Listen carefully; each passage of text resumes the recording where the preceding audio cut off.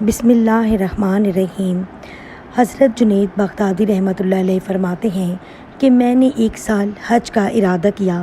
جب اونٹنی پر سوار ہوا تو اس کا رخ کعبے کی طرف ہی تھا، لیکن جب میں نے اس کی گردن پر ہاتھ مارا تو وہ قسطنطنیہ کی طرف مڑ گئی۔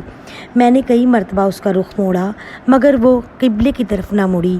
میں نے اپنے دل میں کہا، اے اللہ عز و جل، اس میں ضرور کوئی راز پوشیدہ ہے۔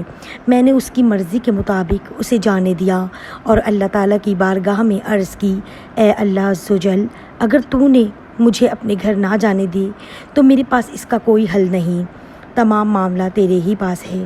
فرماتے ہیں کہ اونٹنی تیزی سے چلتی ہوئی قسطنطنیہ میں داخل ہو گئی۔ جب میں شہر میں داخل ہوا تو دیکھا کہ لوگ فتنہ و فساد میں مبتلا ہیں۔ میں نے ایک شخص سے دریافت کیا کہ کیا سبب ہے، تو اس نے بتایا، بادشاہ کی بیٹی کی عقل زائل ہو گئی ہے اور لوگ کوئی ایسا طبیب تلاش کر رہے ہیں جو اس کا علاج کر سکے۔ میں نے دل میں کہا، میرے رب عز و جل کی عزت کی قسم، اسی کام کے لیے میرے رب نے مجھے اس سال حج سے روک دیا ہے۔ میں نے ان لوگوں کو بتایا، میں طبیب ہوں۔ انہوں نے پوچھا، کیا آپ علاج کریں گے؟ میں نے کہا، ہاں انشاءاللہ۔ لوگوں نے میرا ہاتھ پکڑا اور مجھے بادشاہ کے پاس لے گئے۔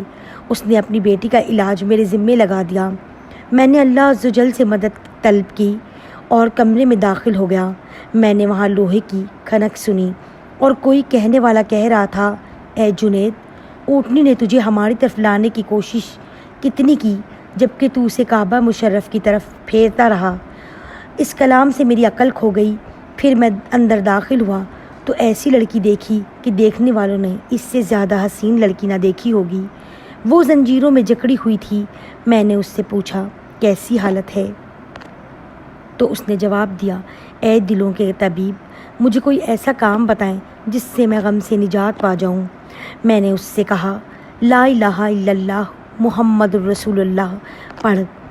اس نے بلند آواز سے کلمہ پڑھا تو ہتھکڑیاں اور بیڑیاں کھل گئیں۔ جب اس کے باپ نے دیکھا تو کہنے لگا، آپ کتنے اچھے طبیب ہیں اور آپ کی دوا کتنی اچھی ہے۔ میرا علاج بھی اسی دوا سے کر دیجئے جس سے اس کا علاج کیا ہے۔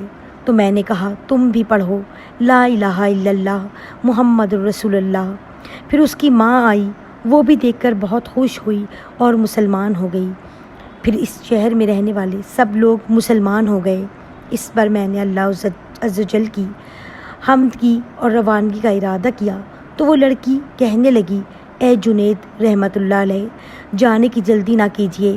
میں نے اللہ عز و جل کی بارگاہ میں عرض کی ہے کہ آپ کی موجودگی میں میرا انتقال ہو، آپ میری نماز جنازہ پڑھائیں اور دفن کر دیں۔ پھر اس نے کلمہ شہادت پڑھ کر موت کا جام نوش کر دیا۔